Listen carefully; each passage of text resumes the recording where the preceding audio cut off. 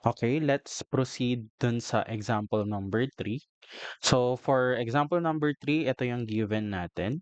So, number 3, 2y multiplied by y squared minus x dy is equal to dx.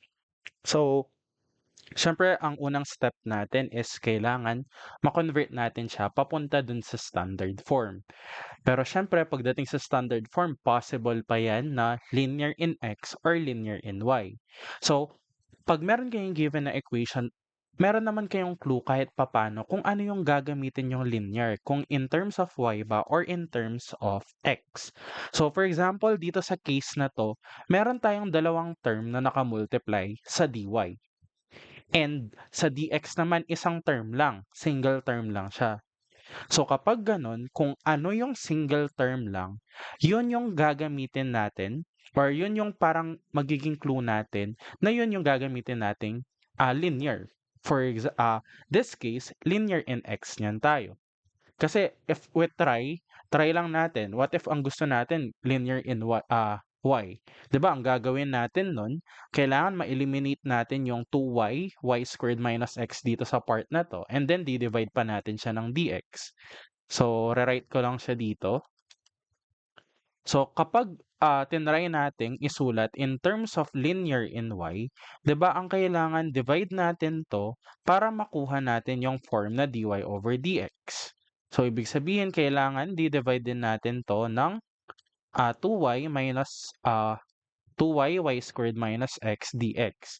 So, cancelled yan, cancelled yung dx. So, ang matitira is dy over dx is equal to 1 over 2y multiplied by y squared minus x.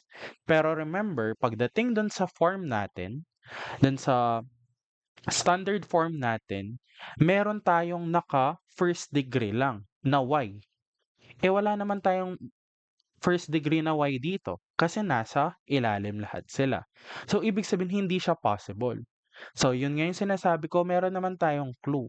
Kasi kung titignan nyo, yung dx natin, single term lang siya. So, try natin. Ang gagawin niya natin is, divide lang natin siya ng dy. So, if we divide both sides of the equation by dy, ang mangyayari is, magka-cancel lang yung dy dito and then, distribute ko na to. So, magiging yang 2y cubed minus 2xy is equal to dx over dy. So, manipulate na lang natin, transpose na lang. So, meron tayong dx over dy plus 2xy is equal to 2y cubed. So kung titignan niyo niyan, nasa standard form na tayo ng linear equation, linear in x. So kasi meron tayong dx over dy, meron tayong x na first degree lang. So, ayan. Kung meron na tayong equation, pwede na tayong magsulat ng or pwede na nating ma-identify yung value ng p of y, which is yung p of y natin yung kasama nung x, which is 2 and y. So, ang p of y natin will be 2y. And then, ang q of y, obviously, yung nasa kabilang side lang ng equation, which is 2y cubed.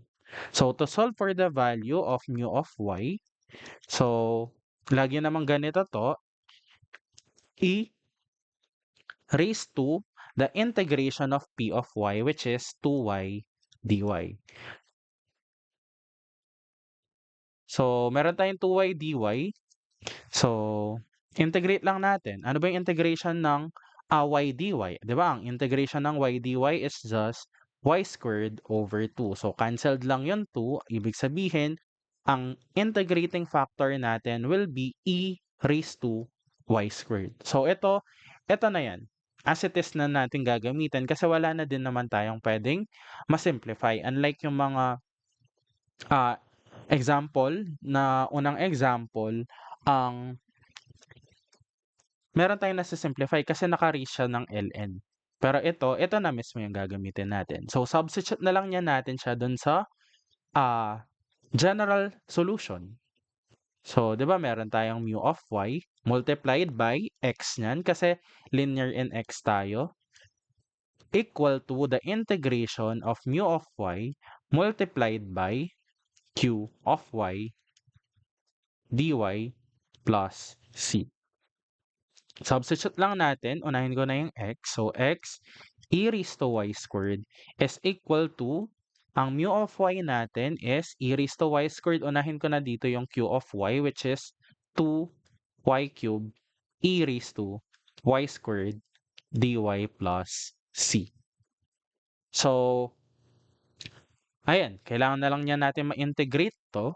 So, 'di ba, kapag nag-i-integrate tayo, tina-try muna natin if puwede ba siya dun sa diretso lang before tayo mag-proceed dun sa mga mas complicated na solution like integration by parts.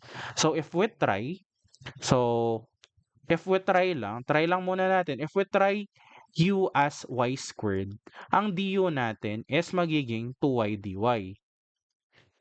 Ang problema natin dito is meron tayong y cube tsaka dy, ibig sabihin hindi siya puwedeng diretsong exponential lang. So, if hindi siya puwedeng gano'n, ang option natin will be integration by parts.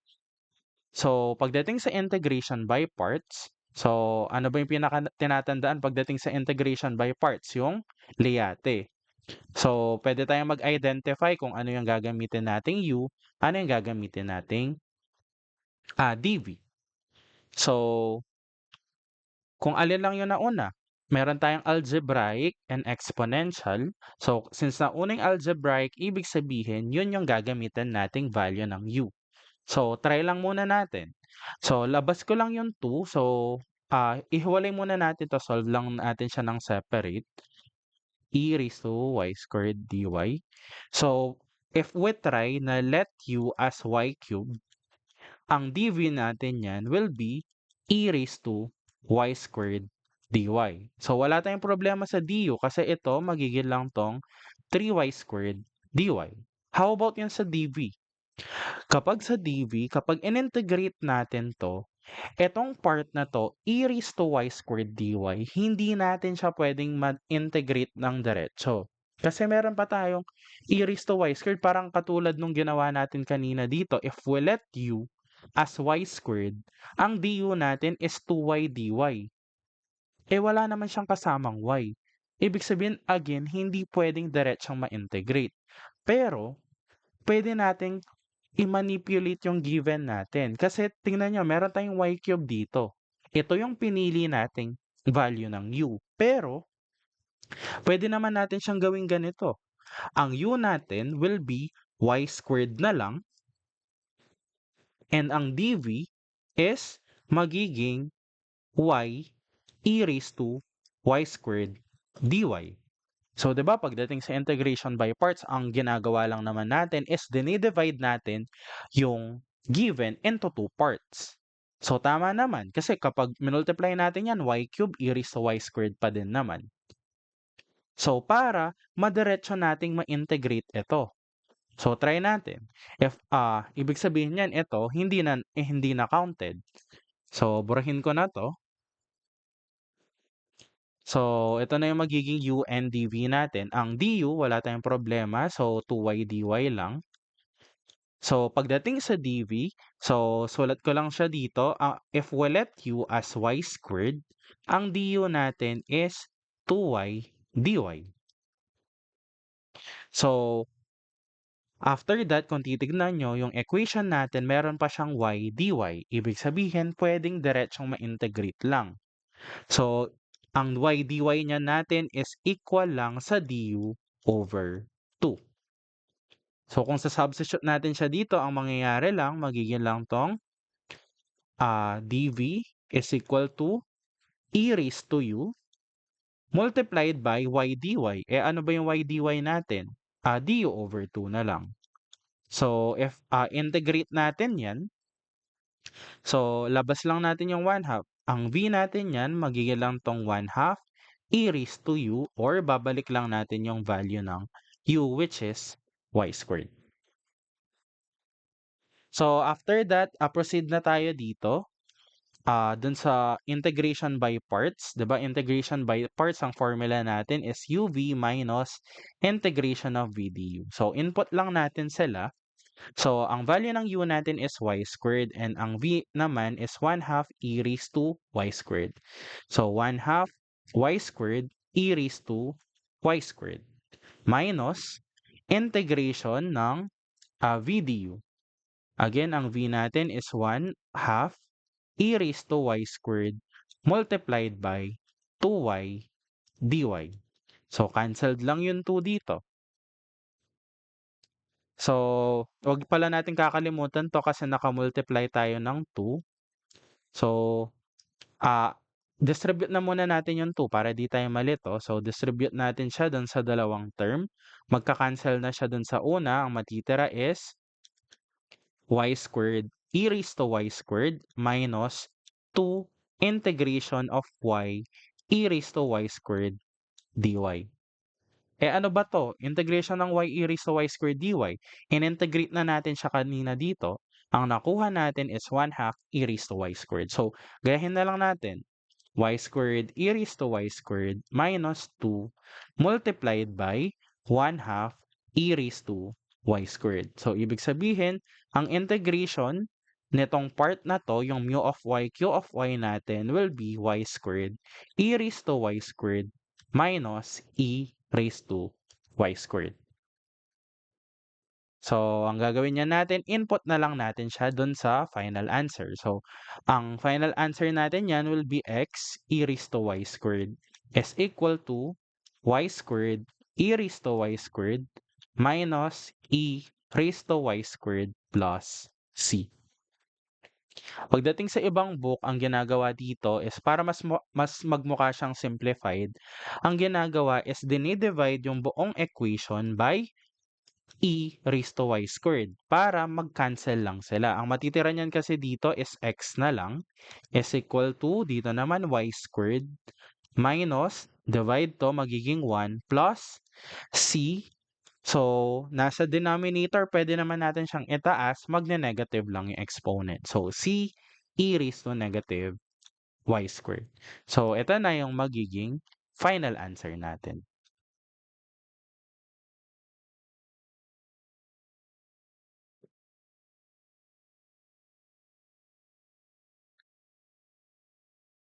So, and example number 3. So, proceed tayo dun sa example number 4.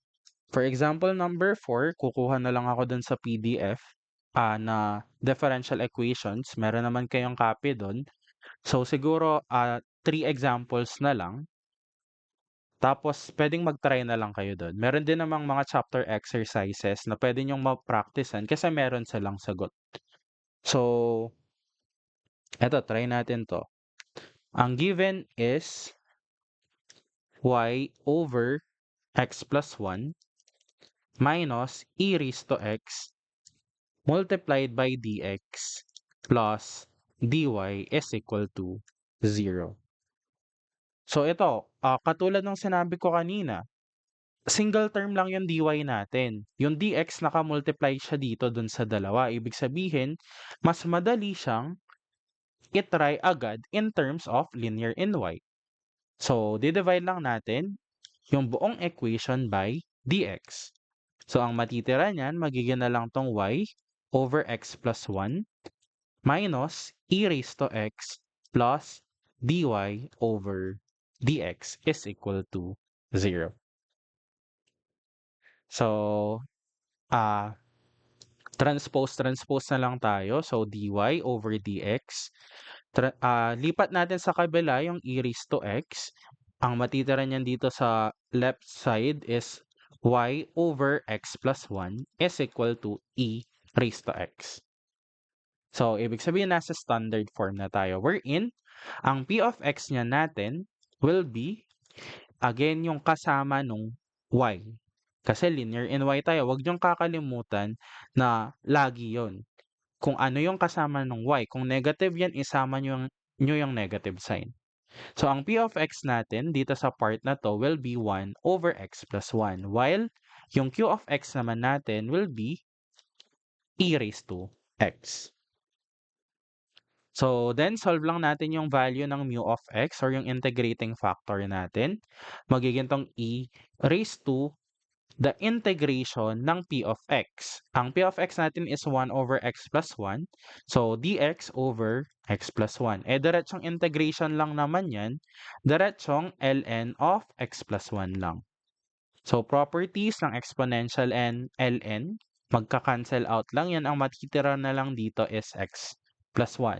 So, ibig sabihin, ang integrating factor natin will be x plus 1.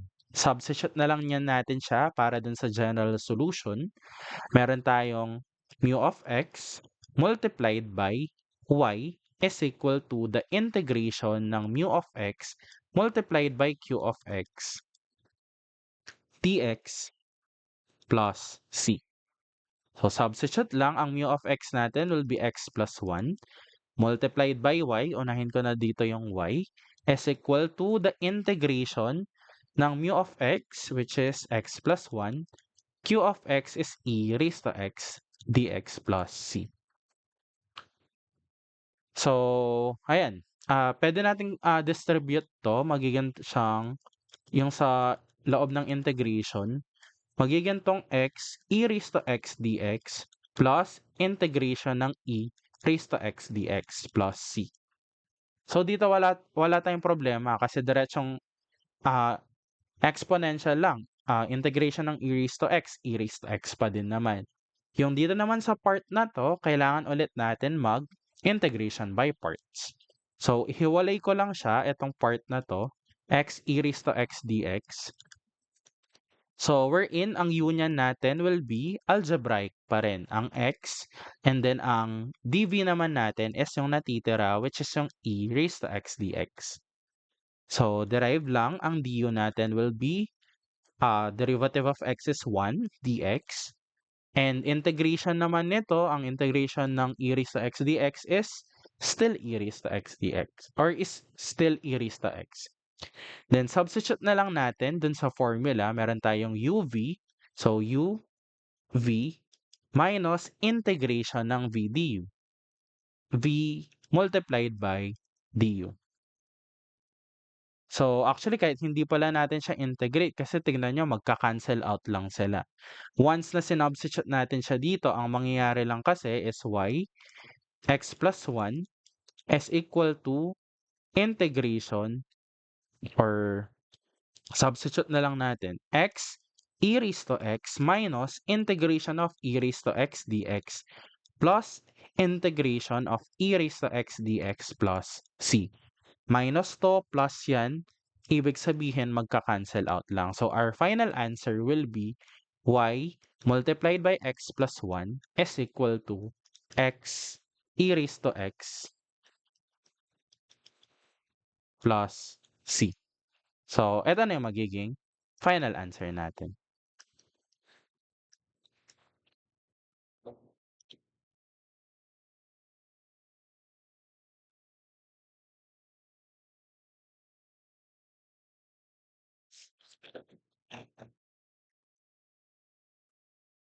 So, example number 5.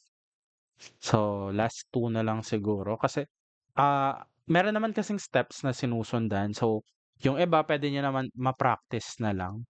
So, 2 more examples.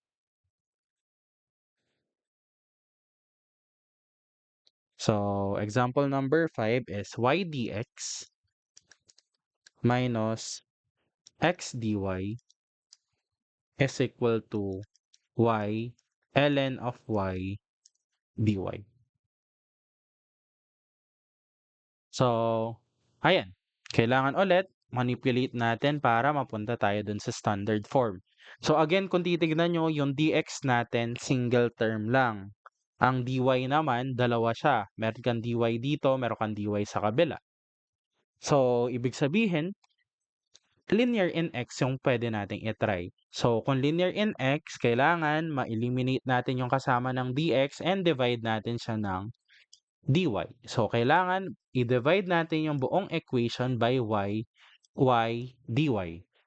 So, ayan. Magiging tong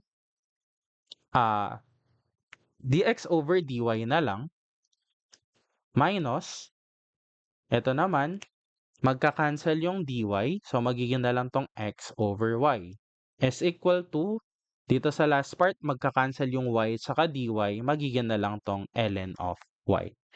Ibig sabihin, nasa standard form na tayo, which is linear in x. So, kung linear in x, so ibig sabihin, ang meron yan tayo are p of y. So, ang p of y natin again, yung kasama niyan nung x. Huwag niyong kakalimutan yung negative sign. So, ang p of y natin is negative 1 over y. While yung q of y, obviously, yung nasa kabilang side ng equation, which is ln of y. Then we have to solve for the value of in the integrating factor na mu of y. Ang mu of y natin is lagi lang naman siyang e raised to the integration ng p of y. So, labas ko lang yung negative sign. Negative 1 over y yan. So, magiging lang tong dy over y. So, ayan. Integration.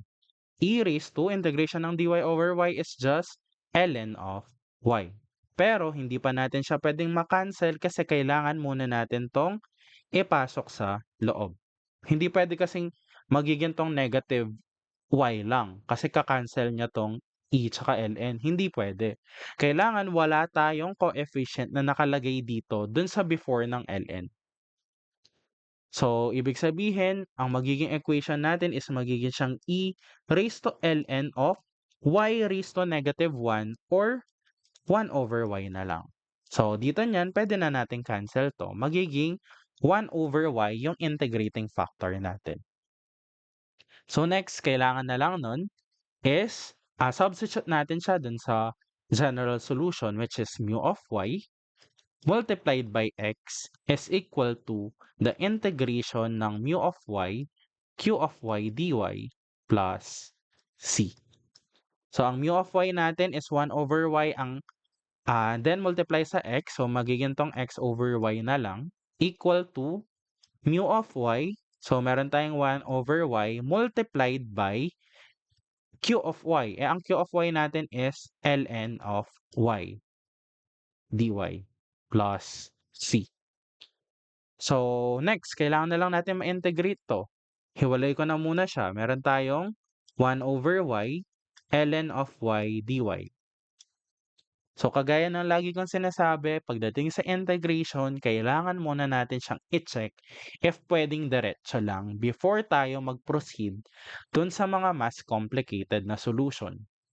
So, kasi dito sa example na to, pwede kasi tayong mag-try na mag-let.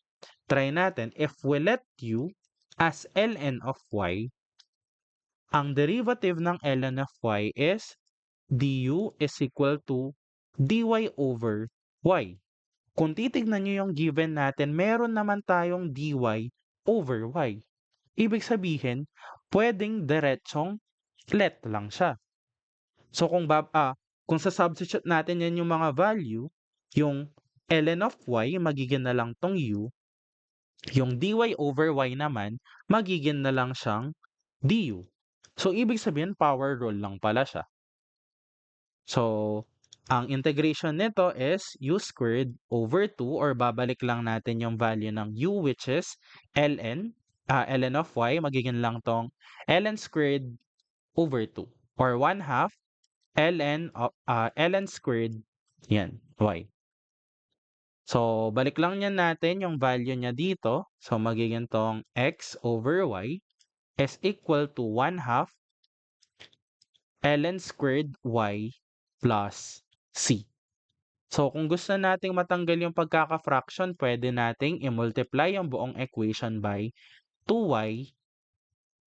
So, cancel yung y. Ang matitira niyan dito will be 2x is equal to, cancel naman yung 2, meron ka pang matitirang y, ln squared y plus, ito naman, 2 multiplied by c is still c. Kasi constant pa din naman, pero meron kang y. So, magiging tong cy. So, this will be our final answer.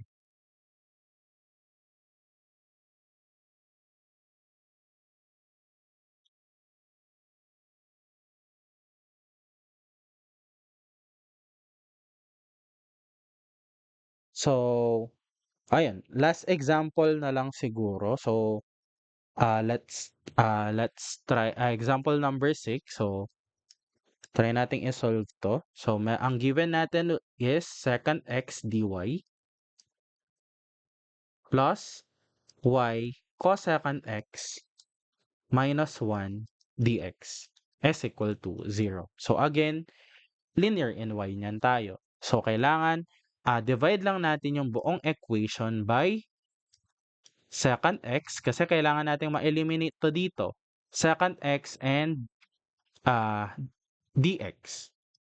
So, ang magiging equation niyan natin is dy over dx. Ito naman, magiging tong y cosecant x minus 1 all over secant x equal to 0. So again, properties of similar fraction, pwede natin silang paghiwalay. So magiging tong dy over dx plus y cosecant x over secant x minus 1 over secant x equal to 0. So linear in y tayo kasi kung titignan nyo, meron tayong y na naka first degree lang and then function of x na siya. So, syempre before tayo mag-integrate or before tayo kumuha ng value ng p of x and q of x, try muna natin na ayusin siya. Kasi pwede naman natin silang ma-simplify. Kagaya dito, meron tayong cosecant x. 'Di ba ang cosecant x, alam natin, reciprocal lang naman siya ng sin x. Over, ito naman, yung secant x, reciprocal naman ng cosine x. So, magiging lang tong 1 over cosine x. So, division of fraction. So, retain lang yung numerator multiplied by the reciprocal of the denominator. So, ibig sabihin, yung cosecant x over secant x natin, equal lang siya sa cosine x over sine x, which is equal lang naman sa cotangent x. Ito, wala tayong problema. 1 over secant x is just cosine x. Kasi magka-reciprocal lang naman yan. So, ibig sabihin, yung standard form ng equation natin will be dy over dx plus y cotangent x and then transpose na natin sa kabila, magpa-positive lang, equal to cosine x. So, nasa standard form na tayo. Wherein, ang p of x natin is cotangent x. Ang q of x natin is cosine x. So, yung integrating factor na mu of x equal lang sa e raised to the integration ng p of x which is cotangent x dx. Eh, meron naman tayong direct integration for cotangent x which is ln of sin x. So, cancelled lang yan. Ibig sabihin, ang mu of x natin will be sin x. So, input na lang natin sila dun sa formula na mu of x multiplied by y is equal to the integration ng mu of x, q of x, dx plus c. So, input na lang, magiging na lang tong y sin x equal to sin x, ang q of x natin is cosine x plus c. So, integration ng sin x, cosine x. For the integration ng sin x, cosine x, dx, meron tayong tatlong possible answer dyan. Isa na lang yung gagawin ko and then try nyo yung dalawa. So, ang gagawin ko na lang is convert ko na lang to into a single trigo. Kasi 'di ba meron naman tayong trigo and identities na sin 2x is equal to 2 sin x cosine x. Ibig sabihin, ang sin x cosine x is just equal sa 1/2 sin 2x. So, ito na lang i-integrate ko. Total naman, equal lang naman. So, 1/2 sin 2x dx. Para diretso na lang ako na integration ng sin. So, meron tayong, labas ko lang yung 1/2 and then integration ng sin 2x. Meron lang ulit tayong factor na 1/2 niyan multiplied by integration ng sine 2x is negative cosine 2x. So, okay na yan. So, ibig sabihin magiging lang tong negative 1/4 cosine 2x. Ito yung isang integration niya. Yung sinasabi kong dalawa pa, pwede kasi tayong mag-let ng value dyan. If we let u as sin x, ang du natin is cosine x dx. So, ibig sabihin, pwedeng power rule lang. Or, pwede naman, ang i-let nyo is yung cosine x. So, kapag nilet natin is cosine x, ang du naman is negative sin x. So, pwede rin siya. Kasi, magiging negative du lang to. Power rule lang din ulit. So, di ko na susulat yung answer dito. Ito, mag-stick na lang ako dito. Try nyo na lang siya. So, ang magiging final answer ko niyan will be y sin x is equal to negative 1/4 cosine 2x plus c. So, kung gusto kong tanggalin yung fraction, multiply ko lang yung buong equation by 4. Magiging tong 4 y sin x is equal to negative cosine 2x plus c. C pa din. Kasi 4 times c is still constant. So, this will be our final answer. So, sabi ko nga kung gusto niyo pang mag-practice, naka-anim na din naman tayo, basta alam niyo lang yung flow, okay na yun. So, kung gusto niyo pang mag-practice, meron dun sa PDF na differential equations, ah, dun sa mga chapter exercises. So, madami naman sila and meron silang answer. So, malalaman niyo agad kung tama yung ginagawa ninyo. So, ayun, eto lang yung about sa linear equation. Thank you.